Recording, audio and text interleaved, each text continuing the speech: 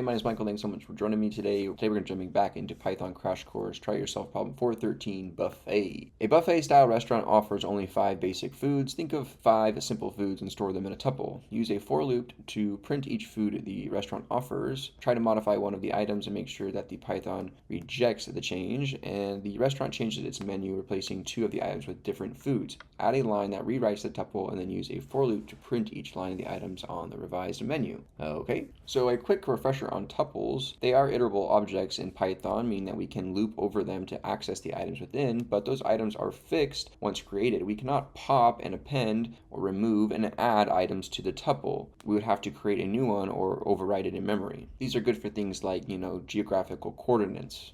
Just like lists, however, the order of tuples do matter too. And we can index into them, right? They are iterable, and we can access the contents within. We just can't change that item value. All right, let's go ahead and jump into this problem. So let's have a variable called menu, which is going to be a tuple, which is just defined by these parentheses here. We're going to have a tuple of values of strs, right, or strings. So we'll say this is going to be crab legs are typically at a buffet. We have ice cream is typically at a buffet. They usually have salad at a buffet. They typically have steak or prime rib at a buffet. They probably have something like, fried chicken, at least at American buffet. Now we have a tuple of 5 strings: ice cream, crab leg, salad, steak, and fried chicken. Let's go ahead and use a for loop to print each item the restaurant offers. So let's go ahead and say for food in menu, print the food. Let's go ahead and print this, and you can see we're getting access to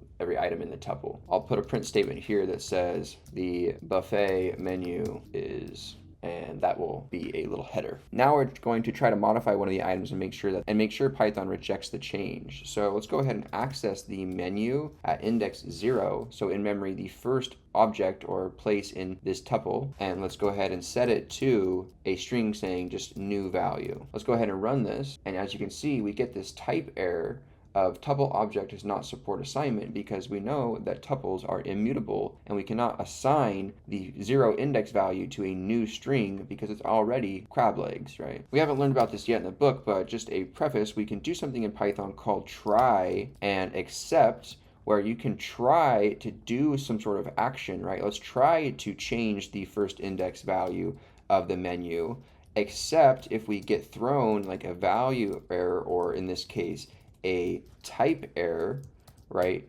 We're going to receive the type error and kind of handle it in a custom way. So we're going to just handle it rather than breaking our program and throwing this error. We're going to catch it and kind of tuck it in our pocket and move on. So let's say print, sorry, the menu can't be changed. I will also go ahead and print out some just \ns here to format this and kind of give it in some separation. Now if I run this, the type error will still be raised here and handled with this print call. Instead of kind of breaking our program, we can anticipate it with this try to do this, except if we see that type error, we'll do this instead of breaking it, and then we can do some other stuff later. So as you can see, our program does end because there's nothing, after or following the except here, but we are no longer thrown that type error. We kind of handled it, received it, caught it, tucked it in our pocket, and moved on. The last point says the restaurant changes its menu, replacing 2 of the items with different foods. Add a line that rewrites the tuple and then use a for loop to print each of the items on the revised menu. So the wording of this is a little bit vague. I'm assuming that with rewrites, it's wanting us to just create a new tuple.